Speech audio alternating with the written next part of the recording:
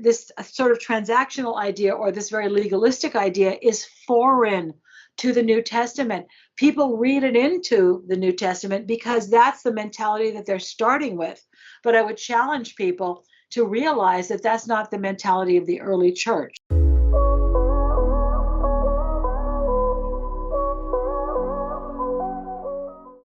Well, hey everyone, what is up? Welcome back to my channel. My name is Austin, and this is Gospel Simplicity, a place where we seek to bring simplicity out of theological and historical complexity.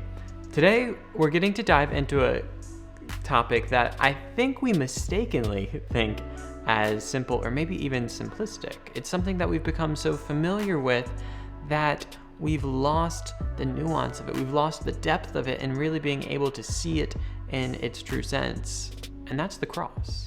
That is the death of Jesus. For so many of us, it's a Bible story that we grew up with.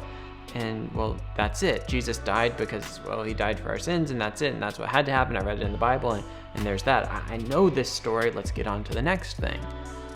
But in this conversation with Dr. Constantinou, we're taking a second look at the cross, and she's challenging us to look at the historical context to really understand all of what was going on there, the trials, the Old Testament context, the Jewish context, the Roman law, all of these things, and how that fed into the crucifixion of Jesus, ultimately ending up with a place of, well, then what does the cross mean? I really enjoyed this conversation, and I think you are going to as well. And if you enjoy this show and these conversations and you want to allow this show to keep going and growing and you want to support it, you can go to patreon.com/gospelsimplicity to become a supporter of the show. You'll get all types of fun perks like discounts on merch or maybe free merch, depends on the tier you sign up for. But in all of that, you also have my deepest gratitude for allowing this to continue happening. So thank you all who do that. That's patreon.com/gospelsimplicity. Well, today I am joined by Dr. Eugenia Constantinou. Dr. Eugenia Constantinou holds, before I get into it, I'll say she holds more and more diverse degrees than anyone else I think I've ever interviewed. So buckle up. She holds a bachelor's degree in religious studies and a Master of Arts degree in practical theology from the University of San Diego. She received a Master of Theology degree from Holy Cross Greek Orthodox School of Theology in 1996, where she specialized in Orthodox theology and patristics. She also received a Master of Theology from a small school you might have heard of called Harvard Divinity School in 1998, where she specialized in the New Testament. She had also previously earned a Juris Doctorate degree from Pepperdine University School of Law in 1985 and has been a member of the California Bar since that same year. Dr. Constantinou received her PhD at Université Laval in Quebec City, Canada in 2007, writing her doctoral dissertation on Andrew of Caesarea and the Apocalypse in the Ancient Church of the East. Today we're going to be talking about her newest book, The Crucifixion of the King of Glory, looking at the Passion of Christ and really digging into it and using that diverse background to kind of shed some light on it. So Dr. Constantinou, thank you so much for being here again. Thank you, Austin. It's a pleasure to be back with you again. Well, the pleasure is certainly mine as well. I really enjoyed our last conversation, and I'm excited to have you back on the channel. It's always a joy having guests on for a second time, getting to kind of continue the conversation and explore other things as well. And when you sent your book, I was really excited to get to dive into it a bit and to have this conversation. And so you start your book on this very kind of just like realistic level of the fact is there have been a lot of books written on the crucifixion.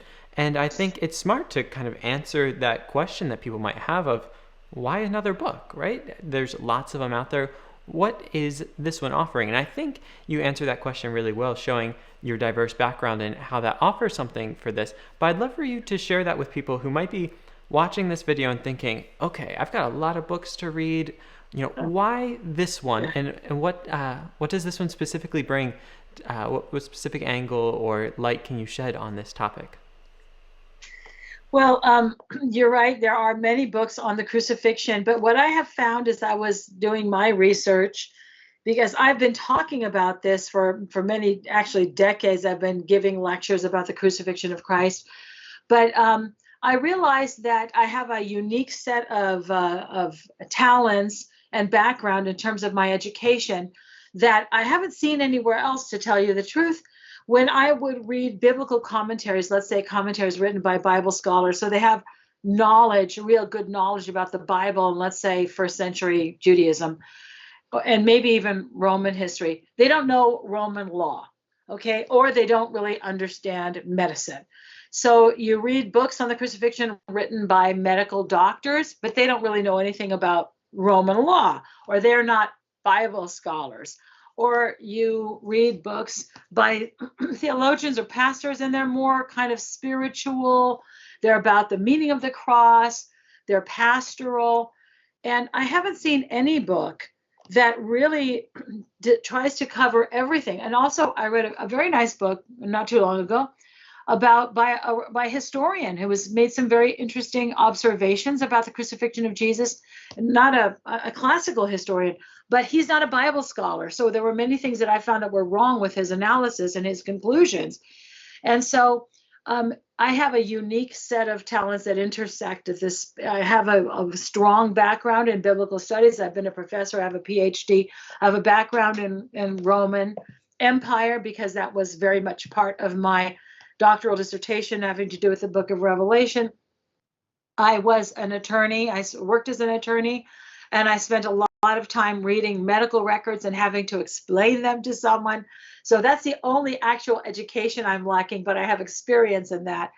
So I wrote my master's thesis for Harvard Divinity on Roman trial procedures in the provinces in the first century, and according to Roman law. And in order to do that, I had to really study the mentality and the structure of Roman law. And this is something that most Bible scholars don't have.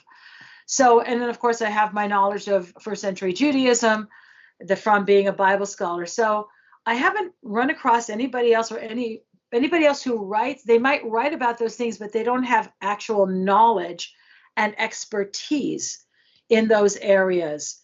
And so I'm trying to bring all of this together from a Christian perspective to also talk about the meaning of some of these things. And also, what I really want is not just facts, because I can tell people facts, but I want people to be able to dive into the story and really see what happened to Jesus from sort of an inside perspective. It reminds me of, they used to have these series of movies a long time ago, even when they were old, even when I was a kid, that was said, "You are there." So they tried to give you insight into historical events as though you were a witness to them. And so I hope that I'm not just giving facts, but also giving people a sense of what it was really like to live at that time and to experience the things that Jesus did. That's fascinating, and I think you really pull that together well in this book. I remember one thing I was really struck by that we'll talk about in a second is all the chapters on the trial of Jesus, which is just not something that often gets highlighted. It's kind of like this little side note, like, yeah, this happened, but let's kind of rush to the cross or rush to the resurrection or whatnot. And Right. like you said, you've got books from, maybe one of these perspectives, but being able to pull multiple perspectives in, I think makes for a really interesting read, and I think it will make for a fun conversation today as well. But one thing that you start with in your book, after kind of giving the apologetic, if you will, for why this book exists, is talking about some of the what led up to the crucifixion, and you mention three main things that kind of led to that. And I'd like to start kind of by probing these questions. What led to the crucifixion of Jesus? And perhaps we could start with what you talk about as one of the first causes, and this was the raising of Lazarus. Because again, I think we tend to kind of get tunnel vision if we're going to talk about the Passion. Like, well, that's not in the Passion Week, so that gets left for another book. That's in a miracle book or something like this. But talk to me about how that led up to this crucifixion. Right. Well, that is actually the raising of Lazarus is how Orthodox Christian Holy Week begins, because we very much focus on the connection between the raising of Lazarus and the entrance into the city of Jerusalem, because John the evangelist tells us specifically that it was because of the raising of Lazarus that these huge crowds met Jesus and escorted him into the city in Jerusalem on what we celebrate as Palm Sunday. So that's a very biblical thing. So it's very important that we remember the historical setting and are sort of honest and true about that. So the Orthodox Church has always emphasized the raising of Lazarus. And so that was a very natural thing for me, but it also, of course, is consistent with the biblical witness. So how did the raising of Lazarus affect the decision to put Jesus to death? Because actually, we see a lot of plots against Jesus. Like in Mark's gospel, it's chapter 1, with the exorcism that is at the beginning of Mark's gospel. Immediately they want to destroy him. We see this a lot. We see this in Luke's chapter 4, when he talks about Jesus's first appearance at the synagogue in Nazareth.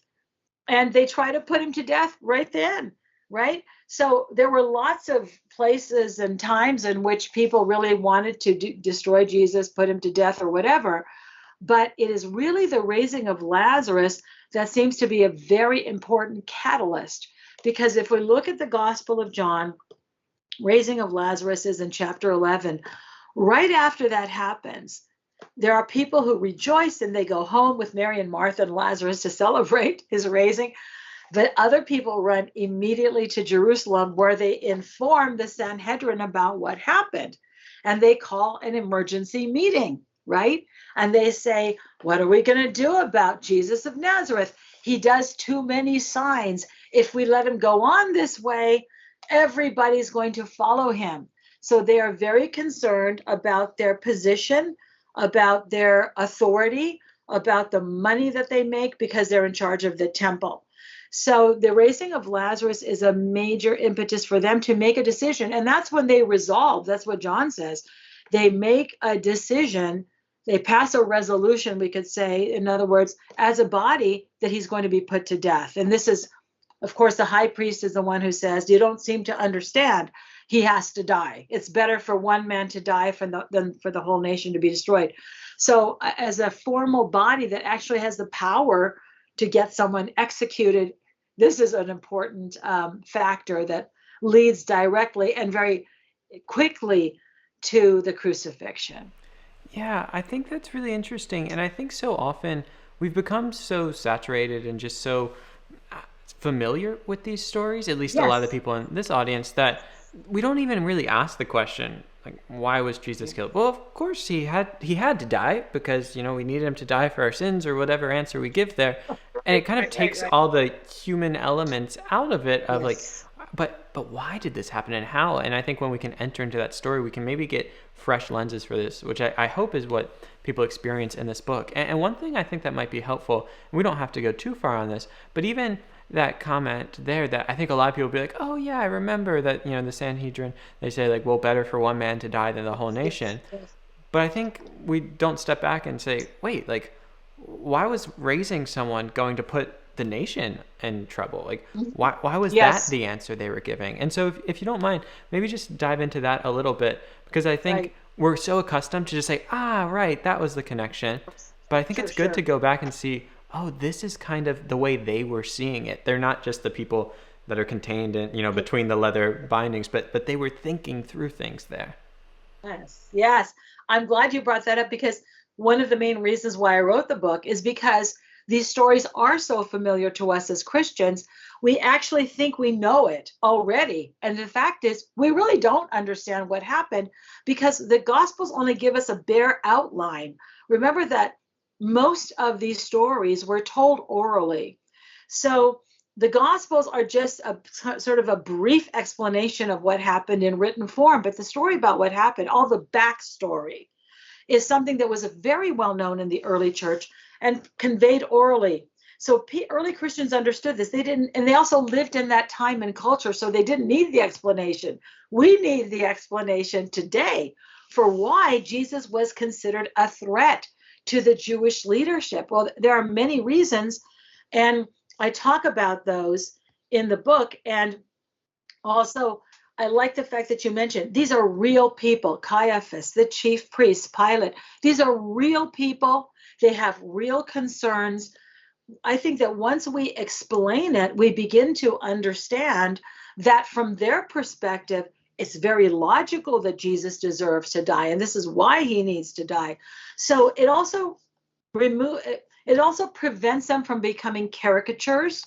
Oh, of course, they're just these evil people who, for so absolutely no real reason, decide that Jesus has to die. There's an actual reason. And I sometimes think that if I was one of them, I would probably have agreed with them, because they have their own unique way of understanding the world. And it's very important that we understand these events from their eyes because they live in a different culture. So many of the objections that we receive for the Gospels, against objections that the Gospels are not truthful, the Gospels are not accurate, are because people are analyzing them according to the presumptions of our culture. And that did not operate. Those presumptions were not part of the worldview of these people. So I'm sorry for the long kind of introduction. So why was Jesus a threat? He was a threat to the chief priests and the high priest because of the cleansing of the temple. And this is a major factor that we don't recognize. The cleansing of the temple is one of the few stories that is found in all four Gospels. So that alone should tell us that that was a very important event. And it's not just that Jesus kind of lost his temper and decided to trash the temple. You know what I mean? Well, Christians don't understand that. They kind of think, oh, well, Jesus lost his temper. When I get angry, I lose my temper. Okay, well, Jesus lost his temper too. It's not that he lost his temper. It was a statement, and it was a prophetic act. But he was also criticizing the corruption of the chief priests and the high priest. The chief priests ran the temple. This was the seat of their authority. This was how they got their money. This was where they had their power and how they had their power. The chief priests were not like the ordinary priests, like Zechariah, the father of John the Baptist. The chief priests were the elite of the Jewish aristocracy, and they cooperated with Rome 100%. So we have this assumption that because the Romans are occupiers, the chief priests or the high priest would be at odds with them. But the reason why these people are in power is because Rome allows them to be in power. And so they have to cooperate with Rome. And if they didn't, they would be removed by the Romans. So they cooperated very closely with the Romans. And because of this, they were extremely corrupt. And I'm not saying this as a Christian. The information that is in the book shows that this corruption was known, and it is discussed in Jewish sources. It was known among Jews at the time, and we find lots of evidence of this in the Jewish sources from the 1st century BC, the 1st century of the Common Era, AD, and in later Jewish sources, they talk about how corrupt the chief priests and high priests were. And this is something that Christians aren't aware of. So Jesus threatens the temple establishment. Now, the cleansing of the temple is the charge that opens his trial. This fellow said, I will destroy the temple, right? And in 3 days, build it up again. He never threatened to destroy the temple. He never said that. He said to them, destroy this temple, and in 3 days, I will raise it up again. But this idea that there would be a new temple that would be brought by the Messiah was also part of the Jewish mentality at the time. It was part of the prophecies that the Messiah would bring a new temple. So this is very much part of the trial. So you see that that's a prime reason why he's put on trial. But not just his threat against the temple, but beyond that, the fact that he creates a threat to stability because Jesus was very popular. So this idea that Jesus only had 12 disciples, that's ridiculous. Jesus had thousands and thousands of followers, and they were concerned that he might start a rebellion against Rome and they would lose their power and their authority. So this is the real danger that he posed in their eyes. It's no secret that today, perhaps more than ever, people are struggling with their mental health. I think if I asked you all to virtually raise your hand and said, hey, are you currently struggling? Do you consistently struggle with mental health, be it anxiety, depression, or whatever? I think many of us, myself included, would raise our hand and say, yeah, like things get hard sometimes, and sometimes it feels like more than we can handle. But the problem is, despite facing these difficult circumstances and dealing with these mental health crises at times, so few of us end up actually getting the help that we need. It might be because it can take so long to get into a counselor or therapist, or you think it's going to be too much, or maybe there's this thought in the back of your head that Christians aren't allowed to have mental health problems. And does that mean there's something wrong with me? Well, from the beginning of my channel, far before it had any type of reach or influence, I have wanted to do my part to help end that stigma. That's why one of my first videos I ever made was titled, "You Can Have Jesus and a Therapist Too," hoping that would give people the permission to go out and get the help they need without being worried about these shameful stigmas that people have attached to it.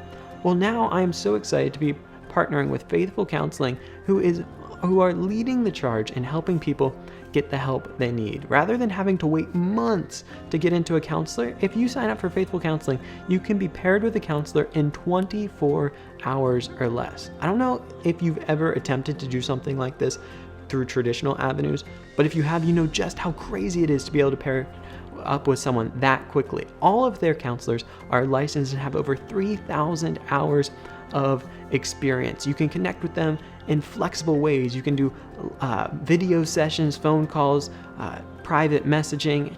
It is really fantastic. They even have a live chat. It is such an amazing service. I'm so excited to be partnering with them, and I'd really encourage you to check them out. You're going to faithfulcounseling.com/gospelsimplicity. If you do so, you'll get 10% off your first month, and I think it will be really, really helpful for you. Now, I do want to say that this isn't a crisis line, and if you are experiencing suicidal thoughts or ideation, I would encourage you so much to not go through this alone, but to reach out to a crisis line. I'll put one on the screen here. But if you are looking for mental health help, I think Faithful Counseling could be great for you. They will connect you with a Christian counselor, and I know people come to my channel from a variety of backgrounds. So if you want one specifically from your Christian denomination, they will work with you to try to make that happen so that you can get Christian mental health help. I think it's going to be fantastic for you. I can't wait for you to check it out.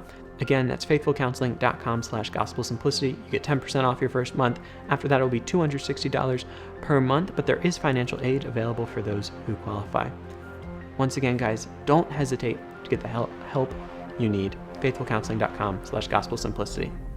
Yeah, I think that's so important to be able to enter into that, because being so far removed and yet feeling so familiar with these stories, we often forget just how much time and space and cultural difference exists between us and these stories. And we don't see the machinations of empire and how kind of corruption are all playing into this. We just take it as a Bible story, and it has this nice moral message about what to do. But we miss, and not to say that it's, doesn't have things to teach us. Of course it does. But there's so much texture and layers there. And I think, I didn't initially put this on the outline, but I think it might be a worthwhile time to just address this as you do in your book, because I noticed you being careful with your language there, or at least it seemed, of talking about the chief priest, the high priest, the corruption there, and then not just the kind of painting with this huge broad brush. And I think there's two things I want to say there. One is I appreciate how you note that it's not just like a Christian view. This is in the Jewish sources. I remember when I sat down one time with a Jewish rabbi, I was shocked to find, and probably, badly on my part to be naive, but he's like, I hope you realize when we read this story, I don't see like these chief priests as these heroes. Like, we think these were corrupt guys. These aren't these wonderful exemplars. And you talk in your book about the fact that we want to be careful to not kind of swing to different extremes, but that there is this Christian, it's in the Christian tradition or in Christian history to talk about these things and these like easy dichotomies of like the Jews bad and the Christians good, and like that was the conflict. But it's a little more nuanced than that. Do you mind just touching on that just for a second as people digest this? Yes, thanks for bringing that up, because I am very careful about this, because we have to remember that all of the followers of Jesus were Jews. He didn't have a ministry to Gentiles. He had a ministry to Jews, and all of the first believers for a long time. We don't know exactly how long, but for at least for a year or two or three, all of the first believers were Jews. So it's a fallacy to think that no Jews believed in Jesus. This is ridiculous. So all of the apostles, of course, other disciples, Mary, the brothers of Jesus, all became part of the early church. And so he had many, many thousands of followers and people who believed him to be the Messiah. That's what made the chief priests and high priests nervous. So it's very important that we not speak about the Jews as a category. And historically, if we look at the Gospels, even though Jesus had opponents, and we understand why, at least we should understand why he was opposed by the Pharisees. What ideas did they have about themselves, about Judaism, that led them to condemn Jesus as a lawbreaker, as a bad rabbi, as a bad example? We should understand enough about first century Judaism to understand what was their gripe with Jesus. Otherwise, we're not understanding the Gospels, okay? But then when we look at actually who was involved in orchestrating his death, that seems to be almost entirely the chief priests. So it is the chief priests and the Sanhedrin that make that resolution after the destruction, after the raising of Lazarus, to put him to death. It is the chief priests who confront him after the cleansing of the temple. By whose authority do you do this? It is the chief priests to whom Judas goes. They're the ones who give him the money to betray Jesus. It's the chief priests that create the arresting party that go and arrest Jesus in the garden. It's the chief priests who take him to Pilate. It's the chief priests who make sure that Barabbas is the one who's released. If you read carefully, you will see that it's not all the Jews. It's actually a very small group, and they were the ones who had everything to lose. They were the ones who stood to lose their power, their authority, and their money, because they got their wealth because they were in charge of the temple and they were very corrupt. And this is why we need to distinguish between that. And as you said, not paint all Jews with a broad brush. All Jews were not responsible for the death of Jesus even then, and they certainly aren't responsible today. So we should be very careful about that and very sensitive to the fact that the Jews are very sensitive to this. Yeah, right. I think understandably so, given the mistreatment that has occurred. And I think as Christians, we can't hide from that we have to recognize that and do better now, and be more honest with the sources and be more nuanced in our thinking, which is what we should always be doing. That's right. So I wanted to be very honest with the book that, first of all, not all Jews were responsible for the death of Jesus. But at the same time, we can't say that no Jews were responsible, because I've had people say, oh, that's anti-Semitism. Well, it's not. Simply to recognize that some Jews were involved in the crucifixion of Jesus is not anti-Semitic. It's just a historical fact. So there are some Jews who are so sensitive to this, they try to distance themselves completely and say Jews had nothing to do with it. It was entirely the Romans. That's not true either. So rather than, as you said, I prefer to avoid extremes and sort of chart a middle course, because that's where the truth lies. And it does here. Yeah, and thanks for circling back to that. I had said that two extremes and never clarified what I was getting at there, but I'm glad you picked up on that. And so I think with that idea in mind, it segues well to the trial of Jesus, because in that you split it out between the Jewish trial and the Roman trial, and note that both of these are of significance, and they come together, I think, in an interesting way in the death of Jesus.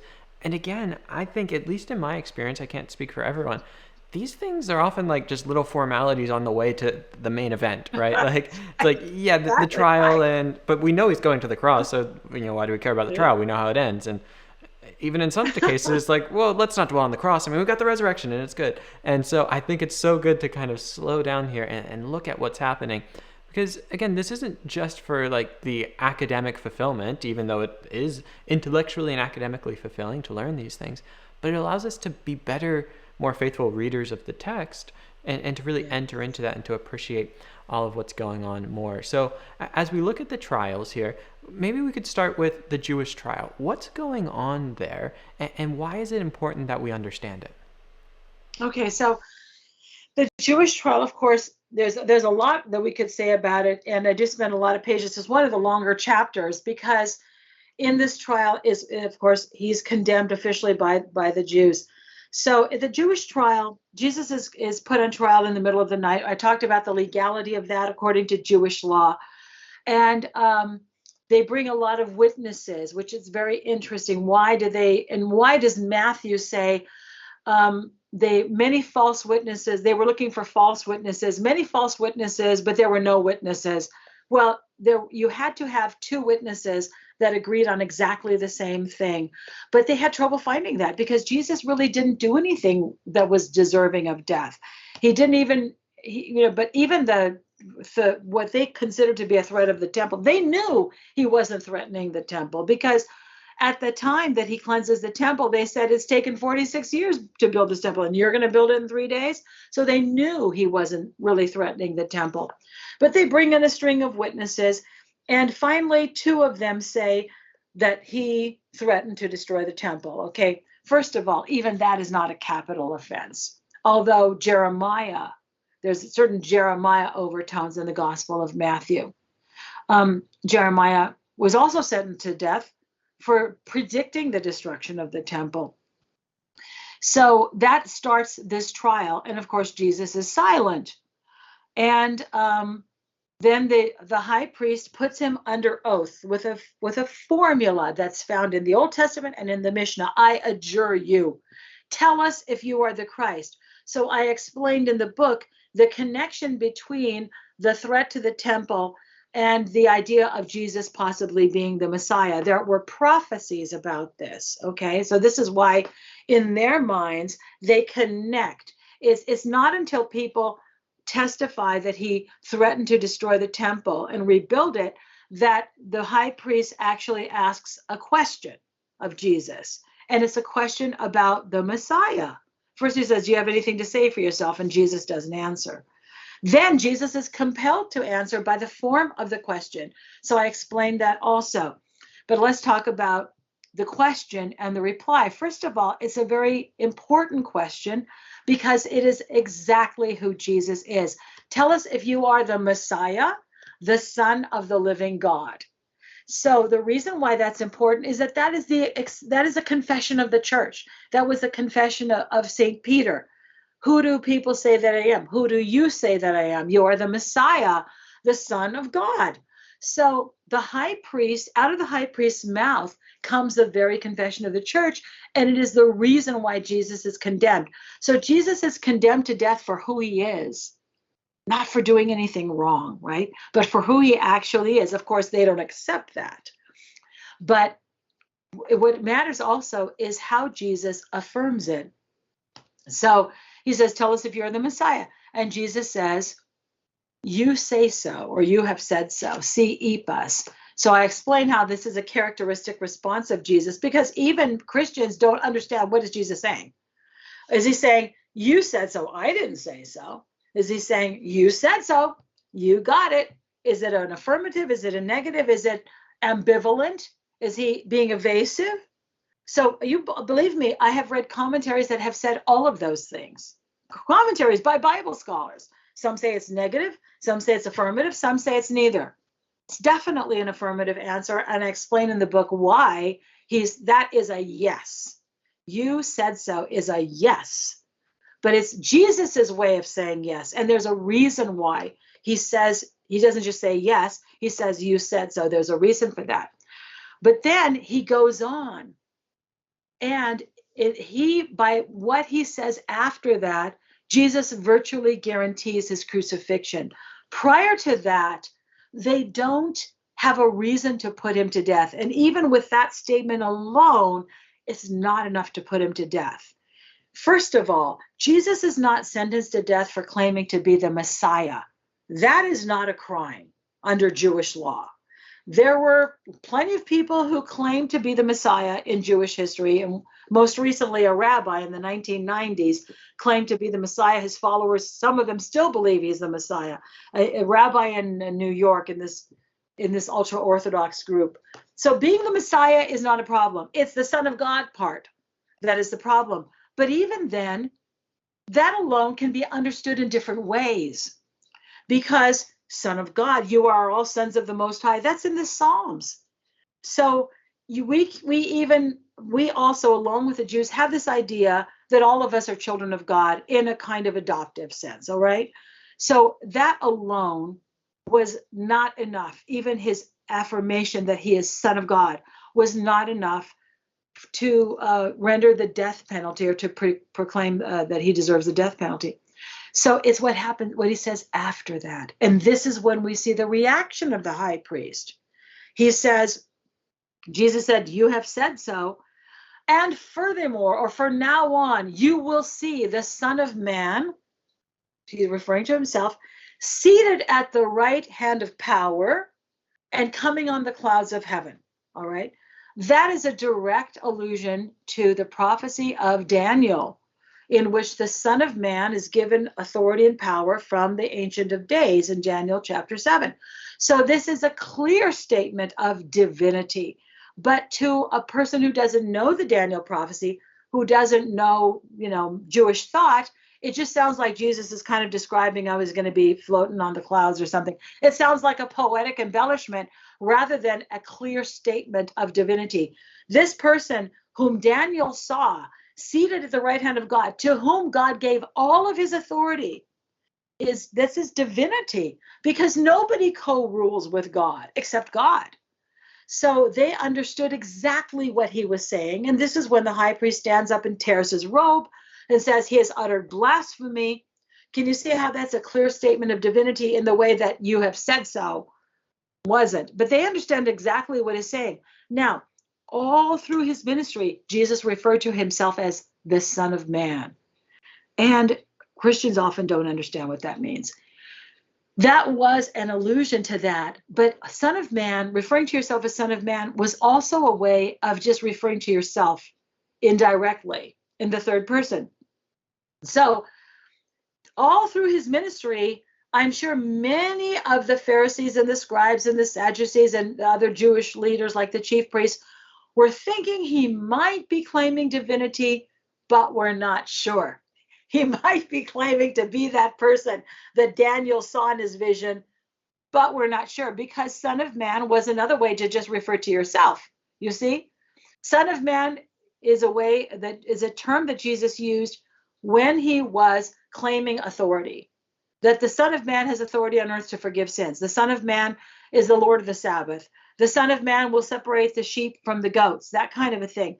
So whenever he refers to his authority as God, he uses Son of Man language, you see. And also when he refers to his impending suffering, he uses Son of Man language. So it's never Jesus referring to his human nature. It's never that. Okay? It never is. That's not what it means. But it's not. So the importance of what Jesus said is lost on most Christians because they don't understand how that fits in with the prophecy of Daniel and the vision of Daniel.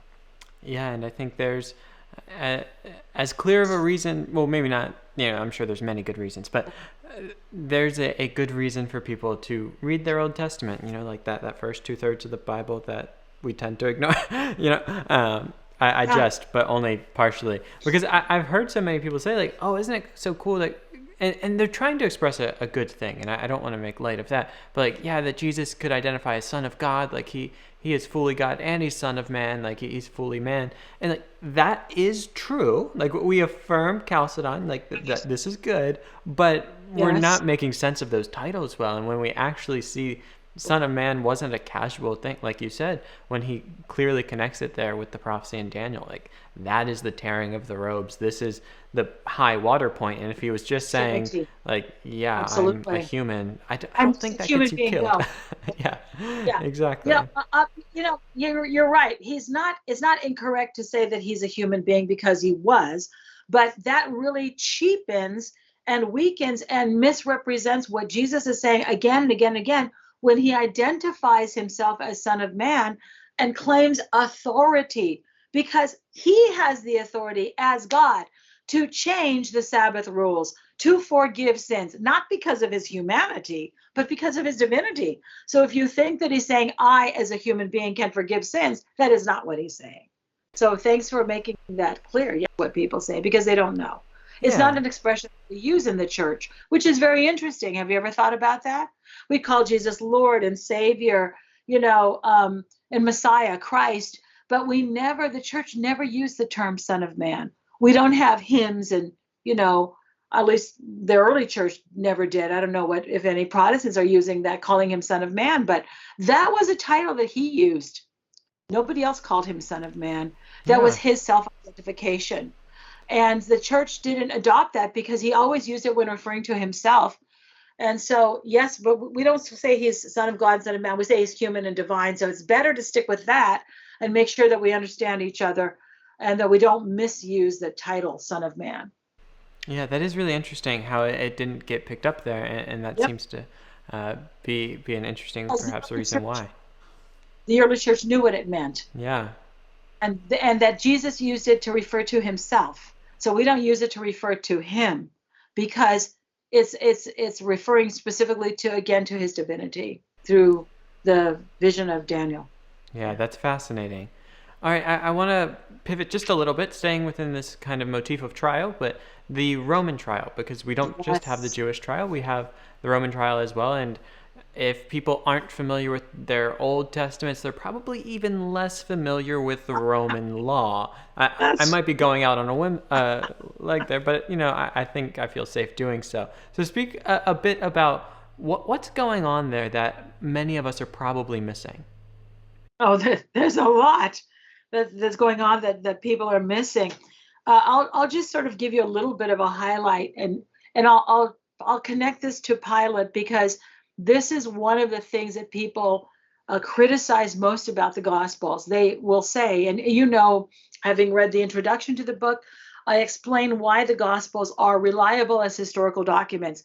It's tragic. It is tragic that Bible scholars tend to dismiss details in the Gospels as unhistorical, whereas classical historians, Romanists, and others consider the Bible, here I'm talking about the New Testament, the Gospels, as reliable sources of historical information. And I explain why that is. And there's a lot of, it's an unfortunate trend in biblical studies that Bible scholars think that in order to be sort of open-minded and intelligent and unbiased, we have to say that the Gospels are not historically trustworthy. There are too many who say this, and it's ridiculous. But this is where Pilate comes in. Many people, including Bible scholars, will say that the gospel depiction of Pilate is not accurate in the Gospels in terms of his trial, the trial of Christ, because we know from other sources that Pilate was a very tough cookie. He was a Roman governor in Judea, which was not an easy place. And he had to deal with criminals, and he sentenced a lot of people to death. And because we know that he dealt very harshly with people, that the gospel portrayal of Jesus and his trial with Pilate is inaccurate. And it was usually, it's explained as, it was the evangelist trying to sort of make points with Rome so that the Romans wouldn't persecute the Christians, to blame the Jews for the death of Jesus rather than a Roman governor. So I explain why that's completely wrong. But I want to say why Pilate would have been reluctant to put Jesus to death. Okay, this is how the Gospels portray it. First of all, it's in all four Gospels that Pilate is reluctant to put Jesus to death. And after I explain it, hopefully that will make sense, because when people give their reasons why the Gospels are inaccurate, it makes sense to us in our logical 21st century minds. But I'm going to explain to you why it made sense that Pilate was reluctant to put Jesus to death. And in order to understand that, you have to have a first century mind. You see, this is the problem. If we don't understand the historical context, we're analyzing the Bible, the first century writings, the New Testament, with the mind of a 21st century person, rather than with the mind, with the phronima, to refer back to my earlier book, of the early church. Okay, so that's why we have to have the mind of the early church in order to understand the writings of the early church. And the Gospels are writings of the early church. So let me explain to you what happened. Now, all four Gospels, they're consistent. They were written by four different people in four different places at four different times, to four different audiences, by the way. And they are consistent in what they say about Pilate. He was reluctant to execute Jesus. That in itself should be very strong evidence of the truth of that. Okay? By the way, the Romans did not persecute the Christians because the Christians blamed the Romans for the death of Jesus. So they would not have stopped persecuting Christians if the blame was shifted to the Jews. So that argument is totally bogus, all right? So we have 4 portrayals, and when you have 4 different authors for 4 writing in 4 different places, unconnected to each other, saying the same thing, that alone should stand as very strong evidence of the truth. But I'm going to explain to you from a logical perspective why Pilate was reluctant to execute Jesus.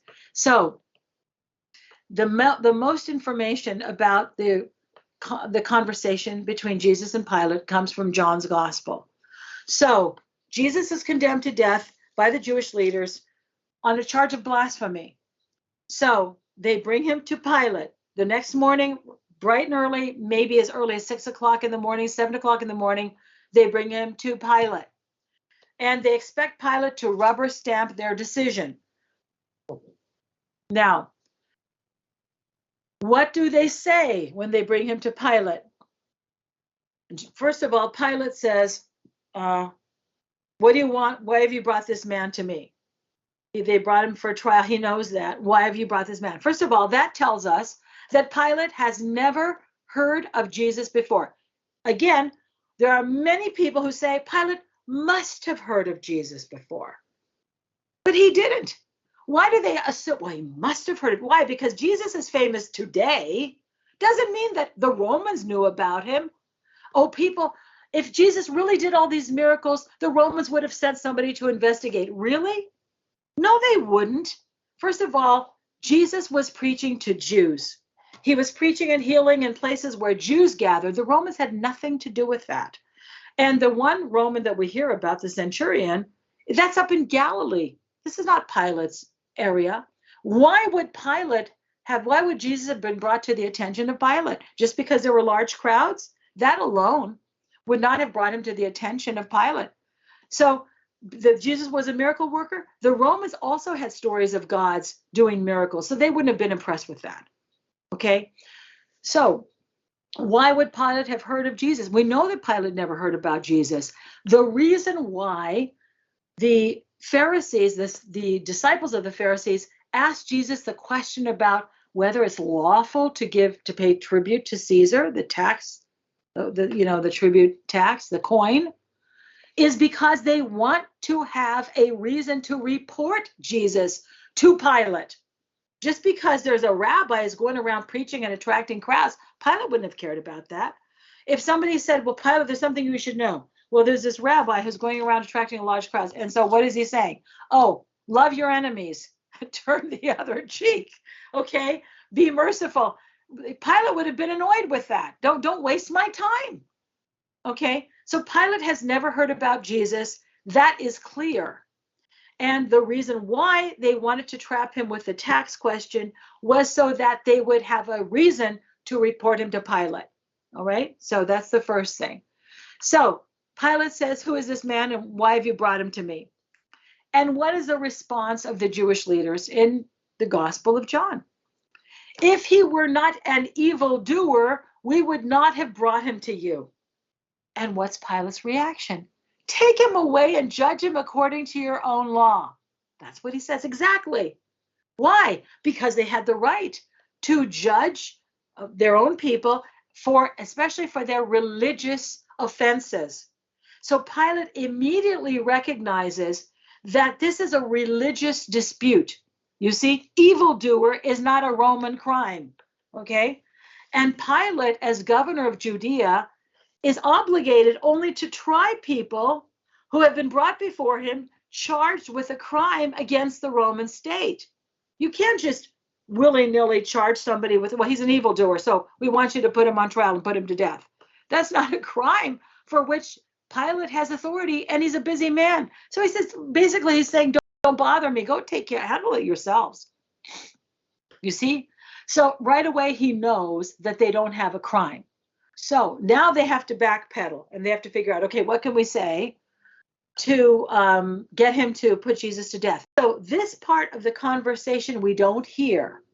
Jesus is inside the praetorium where the Roman governor was, and then Pilate is standing outside talking to the Jewish leaders, the chief priests, and we realize when Pilate returns to start questioning Jesus that they have told Pilate about the entry to Jerusalem, that Jesus was hailed as the Messiah by big crowds who said, Hosanna to the King of Israel, Hosanna to the Son of David, this kind of a thing. So now they've come up with a Roman charge that is also a death penalty charge, and that's treason. So we're not privy to that conversation, but we can infer it because when Pilate comes back inside the praetorium where Jesus is standing, he says to him, "Are you the King of the Jews?" You see? So that is what they said. Jesus claimed to be King of the Jews. Of course, Jesus never claimed to be the King of the Jews. And what does he answer to Pilate? My kingdom is not of this world. If my kingdom were of this world, my followers would be fighting to release me. But my kingdom is not of this world. So this also alerts Pilate to the fact that he's right. Jesus is not a threat to Roman order because Pilate has not heard of Jesus. And believe me, Pilate has a lot of informants out there who would be happy to inform him about Jesus if Jesus was fomenting rebellion. If he had a lot of followers, then it would have come to Pilate's ears, and Pilate knows Jesus is right. He's not fomenting rebellion. He doesn't have a lot of followers who are fighting against Rome who would be seeking to release him. So he starts talking about the truth, and Pilate realizes this man is not a threat to Roman order. So he goes back outside and he says, what? I find no crime in him. And so he realizes that this is an embarrassment for the Jewish leaders. If he simply releases Jesus outright, it's an embarrassment for them because they want something done about Jesus. They don't like Jesus. They think he's a problem. They want Rome to take care of it. And he knows he can't just release Jesus because that would make them look bad. So Pilate looks for a way to help them save face. Okay? And he also looks for a way to sort of placate, pacify the Jewish leaders. So he has Jesus scourged. The way he tries to help them save face is the Barabbas thing. The way he tries to placate them is to have Jesus scourged. So I'm giving a very long answer here to a very short question, but this is just the beginning of why he has Jesus scourged, why it comes up with Barabbas, how that doesn't work. And eventually they basically blackmail Pilate, who does not want to crucify Jesus. And I explain why from his perspective, he really comes to believe that Jesus might be a god, and then why he eventually, and why that makes perfect sense in the Roman mind of the first century, and then why he eventually does crucify Jesus. Yeah. So it's kind of an answer, but I have to cut it at some point. So no, there's a lot there. And, if people want more, there's a great book that they can buy with the link in the description.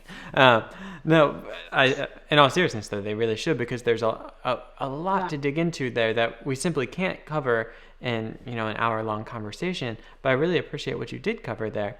And it leads to the crucifixion, which I think is a really important thing to talk about, obviously, in the Passion Week. But specifically, like the crucifixion itself.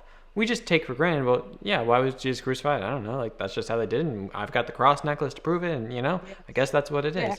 But I think we fail to recognize in our kind of cross necklace saturated world and our cross tattoos and all of that, which I'm not bashing by any means, but we fail to recognize what crucifixion really was. And we almost romanticize it a bit, yes. I think. But talk to me a bit about just crucifixion in general and the Roman use of it. Yes. What was the significance of this way of killing someone? Well, yeah, I'm glad you brought that up. And you're absolutely right. We just take it for granted as Christians. But I want us to really comprehend what the cross meant in that culture, both Jewish and Roman. Why St. Paul says, I am not ashamed of the gospel. The cross was an image of shame and disgrace and dishonor. And this is exactly why the Jewish leaders did not secretly put Jesus to death. They wanted him publicly crucified. They pressed and insisted that Pilate crucify him because of what the cross represented, not just to the Romans, but to the Jews also. It represented the curse of God for the Jews, because Deuteronomy 21 says, "Cursed is anyone who hangs on a tree." And they considered crucifixion a form of hanging. We wouldn't think of it. We always think of hanging like this by the neck, but that was a form of hanging as far as Jews were concerned. And that would have been proof positive that Jesus was a false prophet, a bad rabbi, that God had cursed him. This is the motivation for the Jewish leaders because of the shame of the cross, the disgrace of the cross. And so this is why we have to understand why they wanted him crucified. And this is still, and it was so effective, because to this very day, the primary reason why Jews don't believe Jesus is a Messiah is because he died on the cross. And this was a major hurdle for all believers in Jesus, for Jewish believers. That's why Paul says in 1 Corinthians chapter 1 that the cross is a stumbling block, a scandal to Jews, and foolishness to Gentiles. People thought that Christians were literally insane for worshiping a crucified criminal because of the shame of the cross, the illogic of the cross. So the cross was the most painful and most shameful manner of death. It was ranked because the Romans would rank, they would list, forms of punishment. It is always number one. It's the top. Okay. In the Greek, they often called it anotita timoria. For the Romans, summa supplicia, and also servile supplicia. Summa supplicia is the highest punishment. So sometimes they don't use the word crucifixion because it was so horrific, they didn't even want to refer to the cross directly, or they didn't want to refer to crucifixion directly. So they would say he got the highest punishment, okay? And that was crucifixion. Always it was considered the worst. It was the most painful way to die and the most humiliating way to die. And this was a culture that prized glory and honor above everything else. It was better to die with honor than to live with shame. I don't think we don't live in that kind of society. Today, people share the most intimate details of their lives. The most shameful things are public knowledge.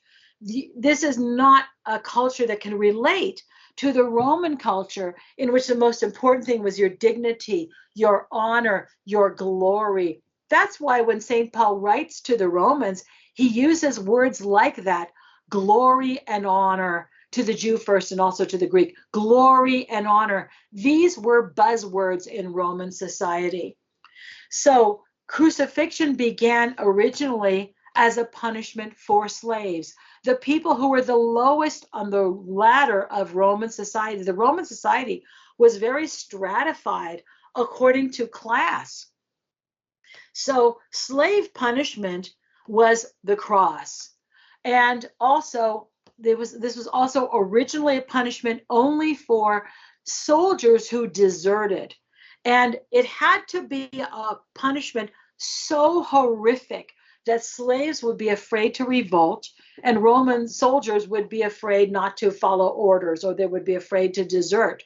So it was something that was feared, however, by everybody, because originally, even though it was only for soldiers or for slaves, it came to be applied to anyone who belonged to the lower classes. It was only citizens were exempt, and occasionally even they were crucified, although they weren't supposed to be. So this was a shameful way to die for many, many reasons, and it was by far the most painful way to die. And so I'll stop there. But again, we don't really appreciate the magnitude of it. So when we read in the New Testament, for example, St. Paul saying that we should be humble like Jesus Christ in Philippians 2. Jesus Christ, who, though he was in the form of God, did not consider equality with God something to be clung to, but emptied himself, taking the form of a person, taking the form of a servant, becoming a human being. And he humbled himself to accept even to die, and even a death on the cross. That means he went to the lowest possible extreme. So the cross represents the humility of Christ and the love of God. The cross for the early church was not payment of a debt, but it was the ultimate expression of the love of God and the humility of Christ, that he was willing to die in that way for us, so that we could never say about anything, I'm too good for that. Because Christ did everything for our salvation, even died on the cross. And it's not just that he was willing to suffer that pain, but he suffered the shame of the cross, the humility of the cross. So we should be willing to suffer for him to that extent also. Any shame, any degradation, any punishment for his sake or for each other out of love because of his example. Yeah, that gets into the meaning of the cross, which I'm very keen to be able to talk about a little bit. And I really appreciate you bringing up the point of honor, shame, status, and class in Roman society, because I think, in no small part because of the story of Jesus and the way that shaped the West, we have this kind of trope of, this emptying yourself as kind of this form, this virtuous thing to do, and it's admirable, but not so at this time, at least not in the same way that this was shameful, and they didn't have Brene Brown to talk them through shame. Like this was not something nothing was worse than shame. It was better to die than to be shamed. And this was part of Roman culture. It's so deeply embedded in Roman culture that we cannot understand that.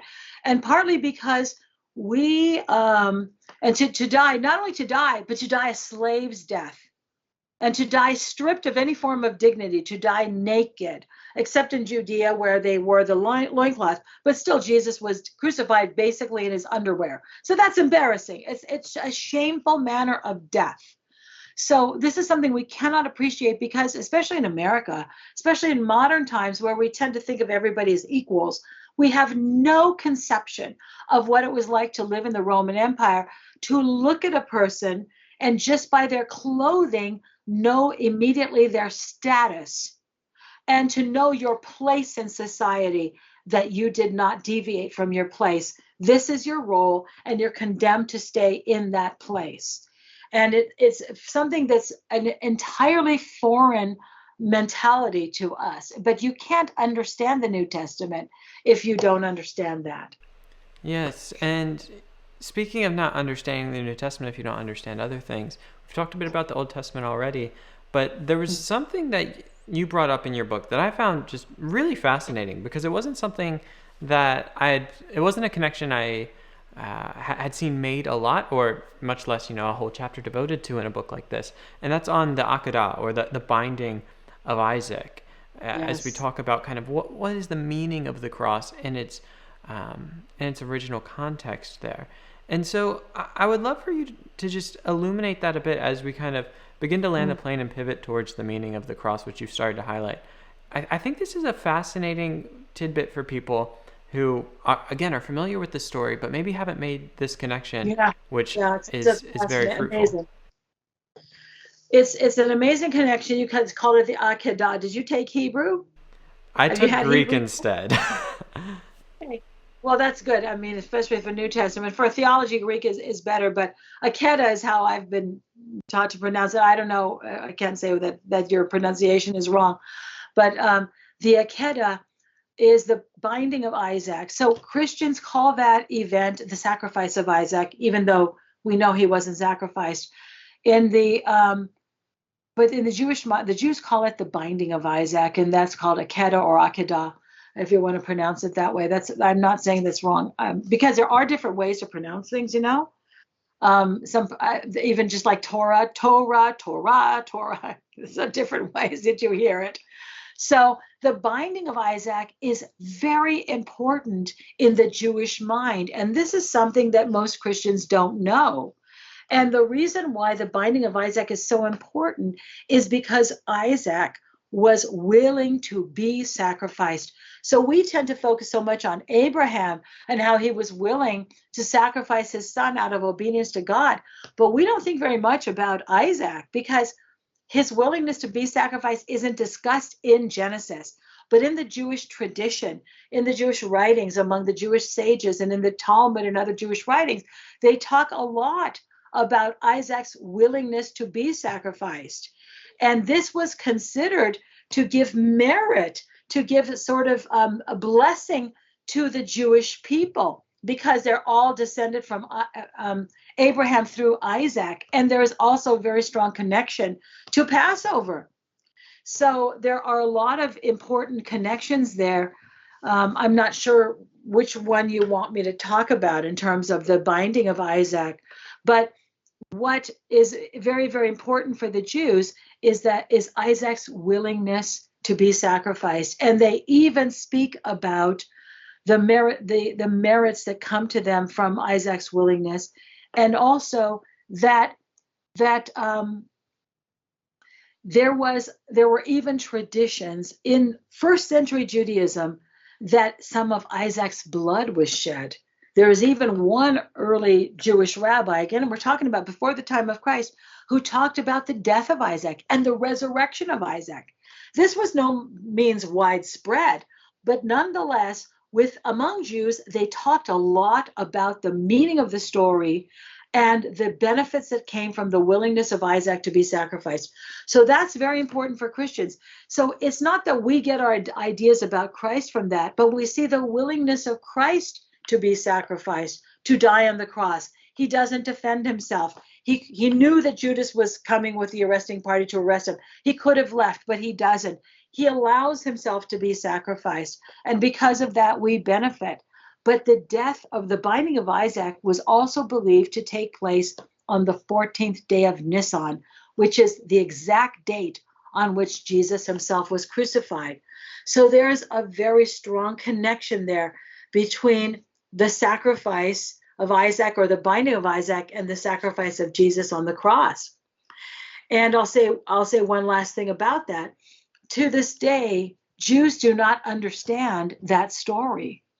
And I don't mean to be disrespectful to them, but they don't. And what did St. Paul say? It is as though there's a veil over their eyes. They don't understand the Old Testament the way we understand it. The Jewish scriptures, they don't understand it in the way that we do. So because I was reading Jewish authors who were talking about the Akedah, and they're arguing about why that story is even in the Bible. Okay, why is that story? It's a horrific story that God asked Abraham to sacrifice his own son. Because they don't accept who Jesus Christ is, they don't understand the meaning of the story.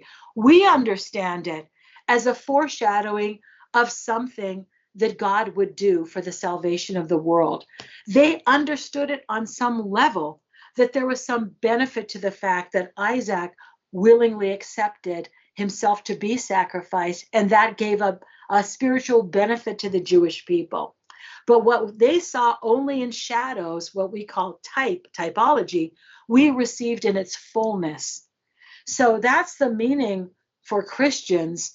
And the Jews still cannot really understand that because they don't accept who Jesus says. So this is what Paul meant when he said there's a veil. And until they are willing to accept who Christ is, they don't understand the full meaning of those stories. But that's why it's there.